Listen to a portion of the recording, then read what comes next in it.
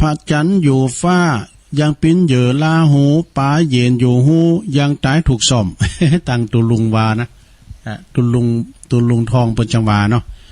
อันนี้ก็มันของกูกันเนอะสถานเนอะมันของที่บ้านแน่นอนนะเป็นกรรมบาเก่าเนอะเพิ่นว่า ดวง ขึ้นมาเนอะดวงเดือนอยู่บนฟ้าถูกลาหูนะคือว่ากบกินเดินกันอย่างเงี้ยนะหรือว่าแม่แต่ป๋าอยู่ว่าปลาไหลอยู่ในหูอาศัยอยู่ในหูที่โคนตมที่ลึกๆน่ะก็ยังบ่าวายจะถูกฉมวกว่าแทงเอา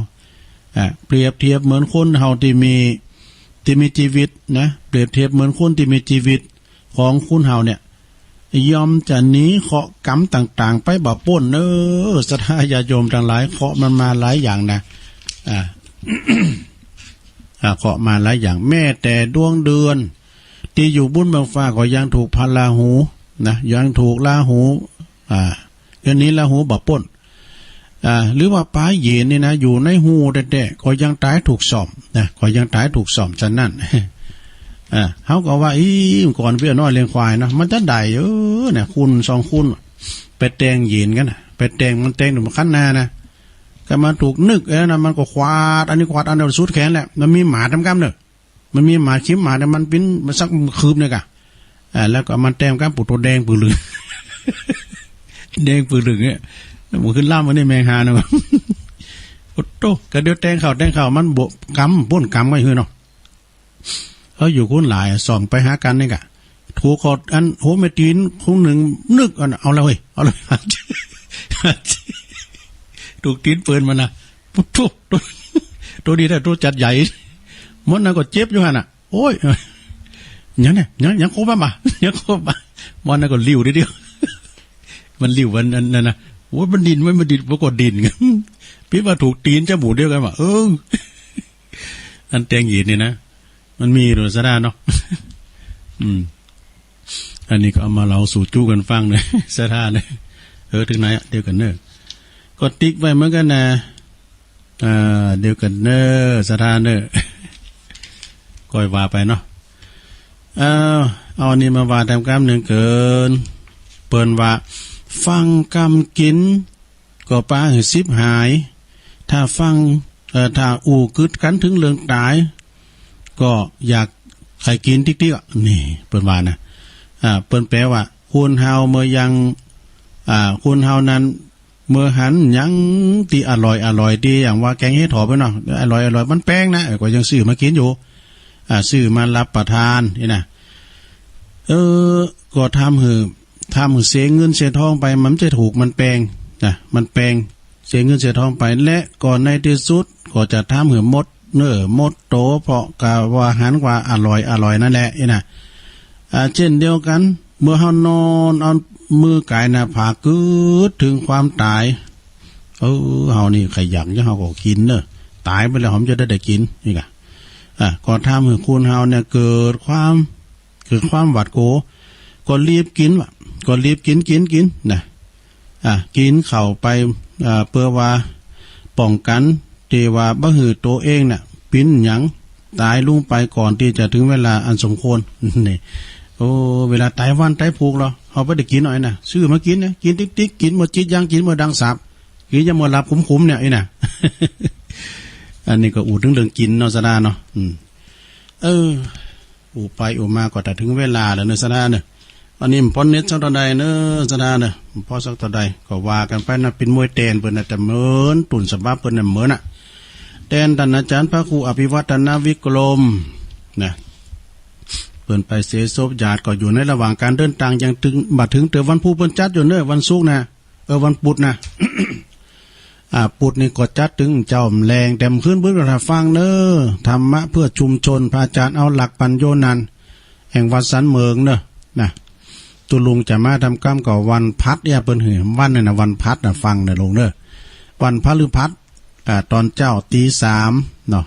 วันพัดวันศุกร์วันเสาร์นะเต็ม3เวลา4ถึงเวลาลามแรงเนาะตอนนี้ก็จะหันสมโคนแก่เวลาจะลองเปิดสายเปลี่ยนกันเหรอเปลี่ยนบรรยากาศที่กรรมเนาะ เป็นบรรยากาศพี่น้องกันอยู่ตั้งใดที่จะโทรมาเนาะกำลังใจฝุ่นตกก่อมนี่แดดแสลเนอะที่นี่นะ แดดฝุ่นก่อมตกแหละลองโทรมาเปลี่ยนบรรยากาศเปลี่ยนกันอุ่นเนาะสายแหลกเจริญปอนครับผมอันนี้ตั้งใดจ้าปออกอันนี้น้องเบี้ยวน้องเบลนักร้องเนาะครับจะเป็นน้องก็แล้วนะเดี๋ยวนี้นะฟังเจ้าแล้วเนาะมาตั้งแต่3 โมงโอ้เดียกะโอ้หิมนั่นแคมได้ออกอ่ะวันเนี้ยถ้าไข่ฟ้าวแหละโตเอากันมีลงนานก่อนนะแกเนอะลงฝนต้องพอบ่ตกขอบคุณน้องเบลเนอะโอ้สานักร้องน้องเบลเป็นสายแหลกจะเลยเขามาใหม่เนอะเขามาใหม่เดี๋ยว364เจริญปอนไหว้ที่สาเจ้าตู้ลงเจ้าเกตกาลาแม่จันทิพย์มาแล้วเจ้าแม่ฟังเจ้าละกะฟังตั้งละเจ้าดีกะบุตรก็ฟังแถมฟังพระอาจารย์เอาละตกกับเจ้ามีแดดแสลเนี่ยว่าในตกหนักอะ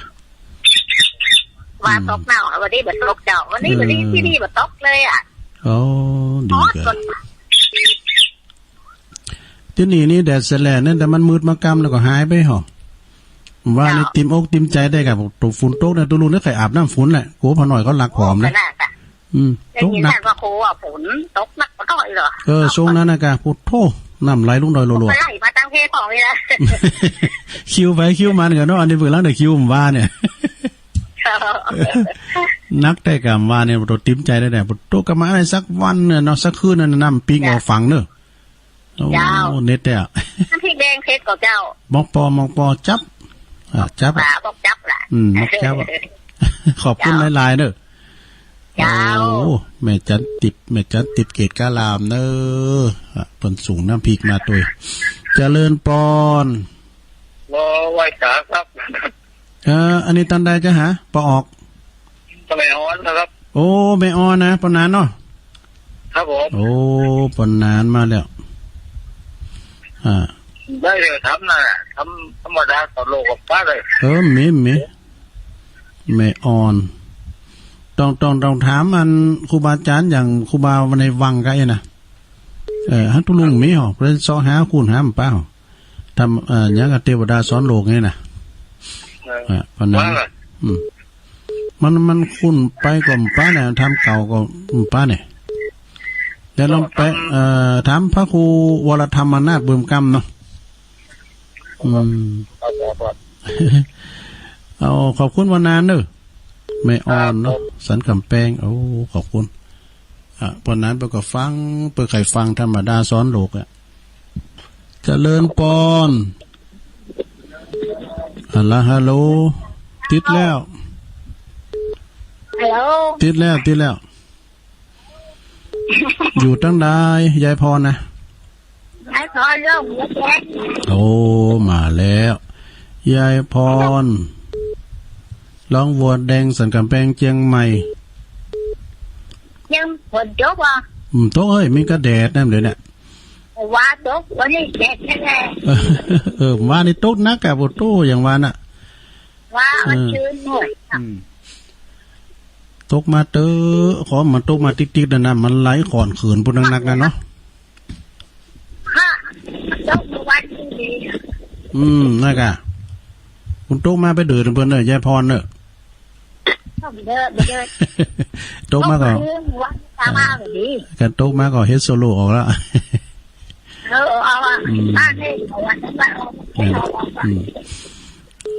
กินข้าวนักๆเนอะยายพร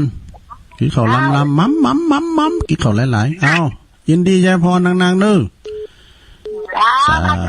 แม่พรน้องวัวแดงสันกำแพงเชียงใหม่127เจริญปอนโอ้ไวสาท่านพระคุณเจ้าเจริญปอนโอ้วันนี้อันฉลองปีอย่างนึงนะครับได้คติธรรมจากท่านพระคุณเจ้ามรณะสติคำสอนนะครับเนาะก็อายุเฮาก็นักขึ้นมาเหลือยังท่านพระคุณเจ้าว่านะอันเหลือน้อยเดียวใจมันนักใจมันนักเหลือน้อยเดียว ครับมานั้นมันก็เป็นอันนี้มิตรเนาะมันก็บ่ฮู้ว่ามันจะเหลือนักมันจะเหลือเท่าใดเนาะจะไปเมื่อใดกับเจ้ามาเนาะท่านเจ้าเนาะก็อย่างตุลุงเข้าว่าเดี๋ยวนี้ครับพิธวันในบ่าย3บ่าย4แล้วบ่รู้ใจอ่อนไม่เกินหรอกโอ้แต่กับท่านเจ้ามันเหมือนเดียวกันนะครับอย่างตะวันมันก็พวก3 โมง 4 โมงกันแล้วเนาะจัดโกน่ะทุกวันน่ะโกตายน่ะทุกวันน่ะตายแต่มาโกน่ะโกปินน่ะโอ้กลัวเป็นพญาธิพยามลูกพวกนอนไผจะมาพอน่ะนี่ก็เด้อพออย่างเดียวกันนะมันหลายอย่างท่านเจ้าลูกเต้าเขาก็มีเวียกมีการเขาจะมาพอเฮาก็บ่ได้ไปทำการทำงานหยังให้เฮาเป็นพญาธิเมินเจาะด้อยก็ทรมานตัวเก่าก็ให้จ่ายเนาะท่านเจ้าเนาะแต่ก็อย่างเขาอู้อย่างที่ท่านเจ้าว่าแต่ที่นะก็ว่าอันฟังกรรมกินก็เป็นได้ตายฟังกรรมตายก็เป็นไข้กินอย่างคนไทยเขาว่าโอ้ชีวิตรันทดใช้เงินหมดก่อนตายชีวิตน่าเสียดายตายแล้วใช้เงินไม่หมดเสียในคนไทยเขาพูดเนี่ยเขาทาเนี่ยนี่นะของคนไทยเขาได้นักปาดเนอพนานเนอเน็ตเป็นนั้นตันเจ้าเนอทำจอดตันเจ้านะ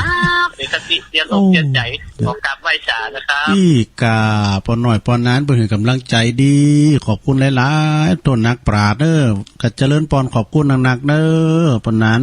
พี่นันสระพีอย่างเนึงอ้าวไหว้ศาลหลวงพ่อมานิดครับนมัสการท่านครูบา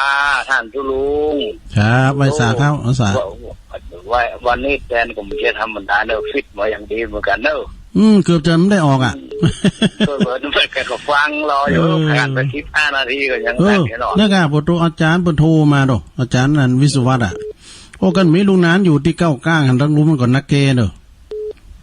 ลุงนานไม่ออกเลยก็เอกอะก็มันมีอาจารย์นั่นอยู่นะมันมืดอย่างนึงเนี่ยเฮาผมติดจางอย่างนี้เนาะจางมันเถอะมันเป็นแปลคนเดียวมันนั่นน่ะเฮาว่าได้แต่งเป็นนั่นนี่จังเนาะเป็นนั่นนี่จังเนาะเป็นธรรมดามันบัดเจ็บชอบหลายอย่างคำพูดที่เรียนหลวงพ่อปั่นส่งวันนี้ทั้งเรื่องการเกิดแก่เจ็บตายก็ดีเนาะเป็นมาชอบเรื่องกรรมครับอย่างกัมมังกฤษสามิกัลยาณังวาปกังวาตัสสะทายโทอวิสติเราจะทำกรรมอันใดไว้เป็นบุญหรือบาปเราจะเป็นทายาทคือการต้องเป็นผู้รับผลของกรรมนั้นสืบไปเจ๊กันเนาะนี่อันนี้กรรมเวรมันหนีบตัวเนาะเหมือนเงาตามตัวเนาะเจ๊กันนะครับแล้วก็อันมันก็เป็นอย่างเงี้ยธรรมชาติของคนเฮาเนาะเกิดแก่เจ็บตายครับลุงค่อยเสริมด้วยนะเสริมหน่อยละเสริมละก็ได้เสริมพี่กำอู้แบบนั้นถึงเชื่อว่าแต่งคนเดียวนะตัวเกิดขึ้นตั้งอยู่เนาะถ้าดับไปเนาะตัวลุงค่อยเสริมหักตัวอ่ะเกิดขึ้นตั้งอยู่เสื่อมสลายและดับไปแต่กันเนาะเสื่อมเหมือนกันเนาะเสื่อมไปเขาแข้งขาแก่นตาหูเนาะไปตัวอย่างเป็นอย่างกันนะมันก็พ้นไปเป็นอย่างมันเสื่อมเนาะแมนแต่เดี๋ยวก็แล้วก็สลายแล้วก็ดับไปเป็นขี้เต่าไปเลยตอนนี้คุยสนทนากันพอสมควรเนาะฆ่าเขาตายไม่ฆ่าเขาตายนะมนุษย์ทั้งหลายก็ผมขอร้องนะฆ่าความง่ายที่สุดฆ่ามนุษย์มันเสียเงินเสียทองว่ะจำแต่สุพรรณห้องแต่ก่อนเราเพลงนี้เป็นธรรมะนะเนี่ยฟังวันเนอร์จอมหยุดเนอร์เดี๋ยวจอมหยุดจะตอบว่าละจอมหยุดจะตอบว่าแล้วอยู่สวนลำไยหมดสาธุครับขอบคุณครับหลวงพ่อครับสาธุอันเนี้ยเป็นสีสันเนอร์หลวงพ่อมานิดฐานนะถาวโรสำนักสงฆ์หอมบุญป่าไม้แดงดอยสะเก็ดเนอร์เจริญป้อนกราบไหว้สาวจะลงเจ้าโอ้อันนี้ป่าเศร้าเนาะโยมพรเหมือนกันกันเจ้ายมพรเจ้าทำของจะลุงนี่ได้สติได้ดีครับดีสบายนักขนาเลยเจ้ามาเจริญมรณสติตลอดเวลานี่เขาตึงโกแล้วเนาะความตายนี่เจ้าแม่น่ะยมพรเสริมหน่อยเรื่องความตายระวังหน่อยเนาะอันนี้ก็นักปราชญ์เหมือนกันเนอะเพราะปราชญ์เจ้าเสริมอริยสัจเจ็ดในจันเน็ตเนี่ย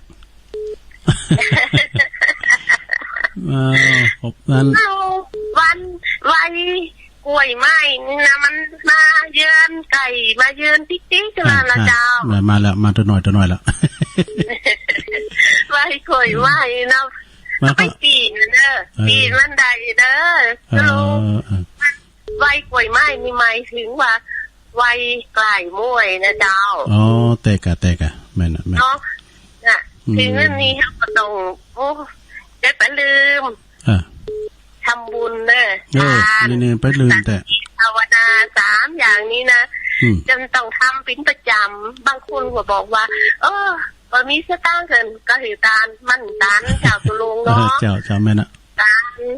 ตานเลยเขาก็ก่อยๆทำไปทีละเล็กแต่น้อยเขามีจะได้เขาก็ทำไปเรื่อยๆเจ้าตุลุงเนาะแต่ก็เหมือนบอกว่าอันโอ่งน้ำเขาปล่อยเปิดไข่น้ำคือไปกำน้อยสักวันนึงมันก็เต็มโอ่งละเจ้าตุลุงเนาะแต่ก็ถูกแล้วโตขอบคุณนะลุงเขาไปบ้านโซกนะเขาก็จะไปโกนะ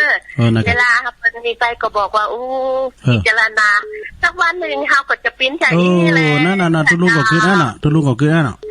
แกไปงานศพครูบาอาจารย์เนาะตุเจ้าพระนายที่เป็นมรณภาพนะโอ้วันนี้ที่คิวครูบาเนาะไอ้น่ะพายเต็มลงปนบ่หน่อยคิวพุ่มนี่มันได้มัน48 ปีมันเด่นนะเจ้ามันแน่นอนอันนี้จังวันนี้เจ้าถ้าเขาถึงรับตื่นขึ้นมาวันนี้เขามีบุญแถมวันหนึ่งที่จะสร้างบุญสร้างกุศลต่อไปนะเจ้าขอบคุณเด้อโยมพรเด้อสาธุโตอันนี้ก่อนนักปราชญ์ทั้งทันหนึ่งเหมือนกันเด้อโยมพรจากป่าเศร้าลำพูนนะอันนี้เปิ่นขายโคแต่ไม่ขายเหล้ามุลีก็ไม่ขาย0899555656โทรกันเข้ามาเน้อเวลาตุลุงหลายอยู่แหละโทรเจริญปอนเจ้าแล้วมันเป็นไงเจ้าตุลุงอันนี้โยมพิสมัยเนาะเจ้าโดยคนที่สอนนะล่ะแม่ลิมก็ไปฟังรายการน้องเหมือนกันพี่สอนนะเป็นแฟนรายการเหมือนกันเนาะเจ้าเก่งโยมพรนี่เปิ้นก็เก่งเพลงก็เก่งตอบเป็นแทนเพลงนะแล้วก็ธรรมะพุทธประวัตินี่ก็เก่งก็ตัวเสาร์ติดเนาะต้องคนนั่งกันก็การฟังครูบาอาจารย์หลายๆท่านเนาะก็เก็บความรู้เอาไว้นะจ๊ะ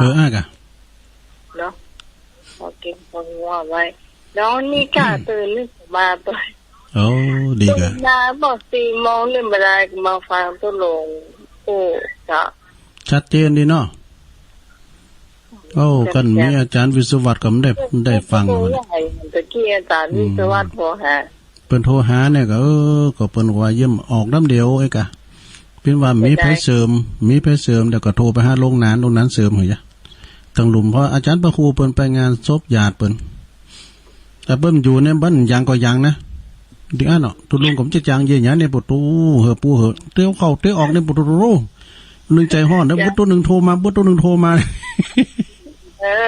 ถ้าจะได้ถ้ามันผิดพลาดเนี่ยอาจารย์ก็3 เบอร์อาจารย์ไว้กะมีกับเบอร์นี่จดไว้นี่ละเบอร์อาจารย์เบอร์ของพระอาจารย์ก็โทรไปก่อนเพราะเพิ่นโทรกลับเนี่ยได้จะได้เนาะต้องผมพูดเรื่องยินดีโยมพิสมัยหนักๆเด้อดีเจสาธุโทรเข้ามาแถมโทรเข้ามาแฮมศรัทธาญาติโยมทั้งหลายช่วยกัน0899555656เมื่อเจ้าตุลุงฟังแดนดินถิ่นล้านนาชัดเจนดีขนาดและบททูชัดเจนดีเนอะที่ลุงฟังวอนี่เปิดจุดตึกกันนะฟัง98.75นะต้องไลฟ์วิดีโอพอละไลฟ์วิดีโอดำปุดโธเสียงอาจารย์ออกบอกตัวอันนี้เป็นว่าแดนดินถิ่นล้านนาเลยเนี่ยฟังค่ะกันเพราะว่าทางสายทางเฮานี่ฟังได้หมดแบบที่บันทาบนนี่นะเปิดตั้งเมื่อตี 3น่ะเปิดหับสัญญาณนะไอ้รุจิสมบัติเงาคำเข้ามาทำแล้ว972ท่านใดจ๊ะเจริญปอนไม่ค่ะเจ้าครูเจริญปอนไม่กล้าไม่ออนกะว่ามันคือเราเจ้าไม่คือข้าบอกได้ยินนะครูอ่ะฮะก้อยอ่ะ เจ้าแล้วเข้ามานี่แม่อยู่ไหนร้อยสะเก็ดอะเจ้าโอ้แม่คือร้อยสะเก็ดอะเจ้าโอ้ฟังที่ไฟหินกะเด้ออันที่104อ่ะ104นะเจ้าก็ฟัง104นะเจ้าอันไงเจ้าก็เดียวกันเด้ออันนี้มันจะเกี่ยวกับหยังจ้าตำปุนมันก็แหล่งมันเป็นบินไปตำปุนนะเป็นบินเบ้ไปตำปุนนะนี่แหละหลวงพ่อมันนี่คือสัตว์เจนจะดีนี่อันนี้ก็ร้อยสะเก็ดเหมือนกันนะลอง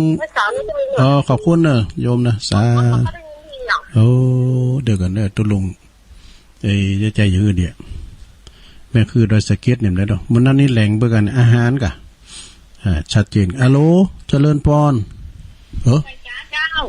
ตั้งได้จ้ะปัดตึงเจ้าแม่ปัดตึงมาแล้วเนาะแม่ปัดตึงฟังว่าน้ำใส่โน้แล้วกันเด้อดีกะแม่ปัดตึงบันทิเนาะได้ยินอ่ะฟังขายไหนฟังคืนไหนคืนวัน104เจ้าชัดเจนดิชัดเจนที่เราบ่จังมันยังมันไม่ได้ยินติ้งเตอหนังเนี่ยน่ะก็ไหลมาทำตีนึงกะไหลมาทำไหลผอเนอะหมุนผอมันจะมาจับอันแดนดินถิ่นล้านนาจ้าอีกอะมันทีเนาะมันไก่อันนี้น่ะต้องไหลผอคืนมันทีเนาะตุลุงอย่างอันบางตุลุงมาเกินเงยหน้าเนาะมาเงยหน้าคือนักแมวนี่อันนั้นมันหูเก่าย่าอาจารย์พระครูปนออกเขาจีกระตุลุงเงยหน่อยเนี่ยมันเปตาเขาว่าเป็นวันแล้วเป็นกลุ่มมันสะท้อนแสงบนบางเงยหน้าไม่ไหนหน้าดีเนี่ยตอนนั้นนี่ไปปิ้นนั่นนี่ก็ไปซบเตือนกันน่ะเปิ้นมาถ่ายเอาน่ะเพราะนั่นก็ปีนั้นวุฒิกว่าอันนี้ปีนั้นนั่นน่ะปีนั้นนั่นนัทวุฒิก็อันที่หูงามๆนี่หมอลุงพอยแล้วอันรูปนึงกลุ่มว่าซุนัวมากลุ่มเนี่ยนะบอกกลุ่มซุนัวพอยังตุนเลยก็รูปงามๆที่เหมือนสอนล่ามมาอยู่หมอลุงอะไรนั้นน่ะเดี๋ยวนี้ค่ะรู้แล้วแต่จริงตัวจริงนี่ก็งามอยู่กะแต่ว่าอันนั้นมันหูก็ใครฮันขอบคุณเนอะแม่ปะตึงเนอะสาธุเนี่ยตัวลุงมันบางงามนะตึงงามจังเตือเอาเข้ามาแถม118เนี่ยช่วยกันอุ้ยยังแควนกาซ้ายขึ้นเหมือนกันเนอะเจริญพรนมัสการอันตุลุงโยมอยู่ตั้งได้แม่อย่างนี้ก็อันใครถามว่าเป็นอู่ยองเป็นคุณตั้งปัสสางปัสสางกับเป็นคุณหอยออดตำบลนนทิพย์อำเภอปัสสางแม่อยู่ไหนปัสสางกะแล้วก็อันเดี๋ยวนี้ก็อยู่วัดไหนก็ประธานโดยน้อยแสดงว่ากันลังฟังกันนี่กะแม่กันลังฟังนี่เตอเดียวกันเนาะกันลังฟังเตอเดียวเนี่ยเดี๋ยวกันถามกันอยู่ที่ไหนแม่อยู่ไหนอันอยู่ก่อนเนี่ยอยู่ปัสสางเนาะเกิดปัสสางวันเดียวมาปีนป้ายเพื่อนนั้นป่าเหี่ยวก้อมงป่าเหี่ยวก้อมง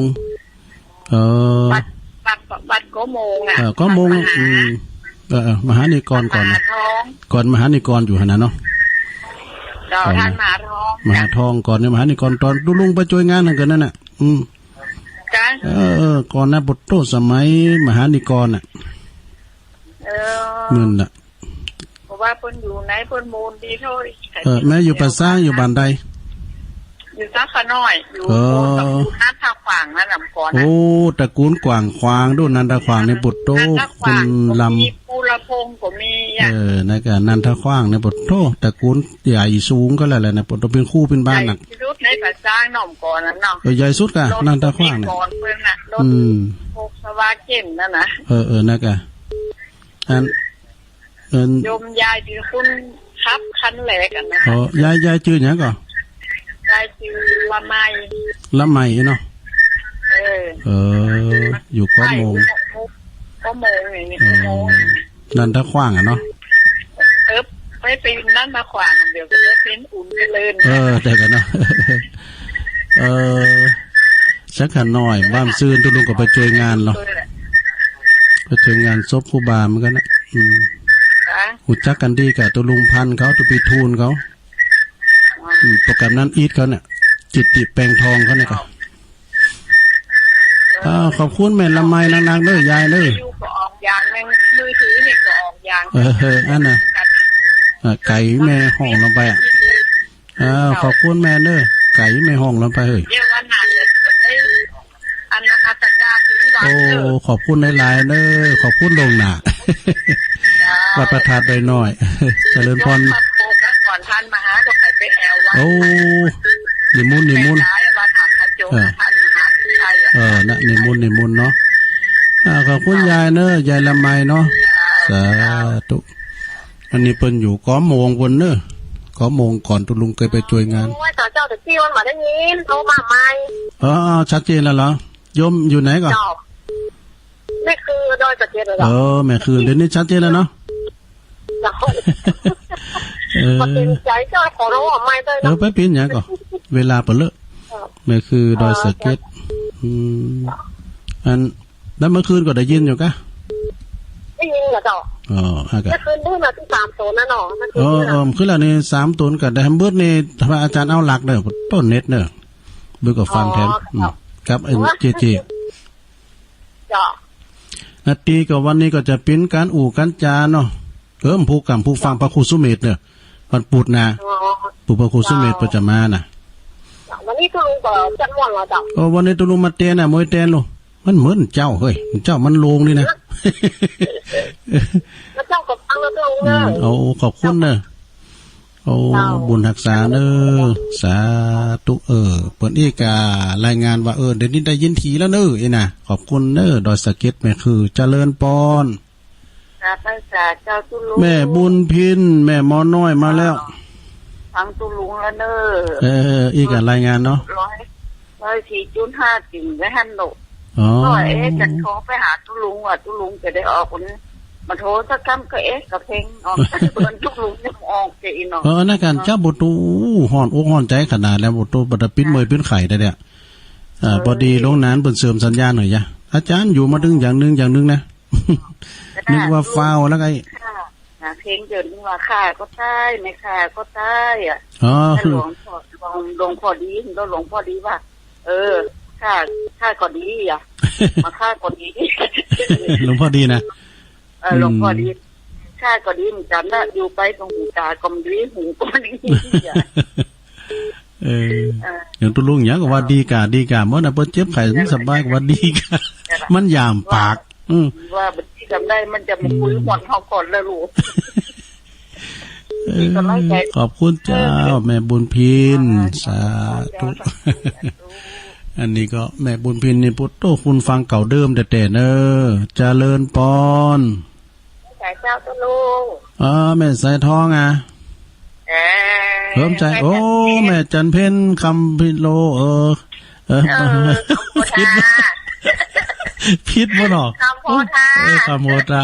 ขอบคุณแม่จันเพ็ญเจ้านี่ประจานเนอะคนนั่งไงตอนแม่เกิดตอนที่ยินแคนไห้แต่กันเมื่อเจ้าวันซ้ำเนี่ยฟังควายงิน104นะเจ้าอันนี้มวยแดนนะเจ้าอันหลวงบอกอาจารย์ไปก่อร่างอยู่ในระหว่างการเดินทางนะคะคนไปงานศพญาติคนเนาะไปศพญาติเปิดเจอกันที่นั่นเนาะแน่นอนค่ะเจอกันที่นานปะกันแน่นอนขอบคุณเนอะสาธุโตแม่จันเพ็ญคำโพธาอันนี้แม่เล่งใหญ่กันแล้วเนี่ยโธ่เจ้าของโฮงเฮนเนี่ยตุลุงเคยไปชั้นน้ำกาแฟก้ามเนี้ยที่นั่นก็ไปปะกันปุ่นเนอที่วัดว่าจังหวัดนานวัด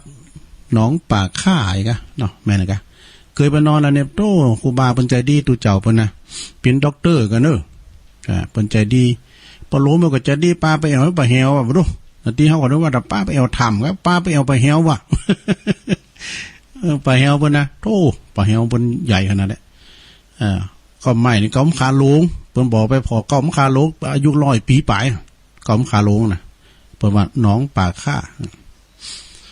เหลือแถม5 นาทีโทรเข้ามาแถม089955565606สายที่15จะเป็นไผอ้อ สายที่1น้องบิว น้องบิวมาพิสายแหลกวันนี้ก็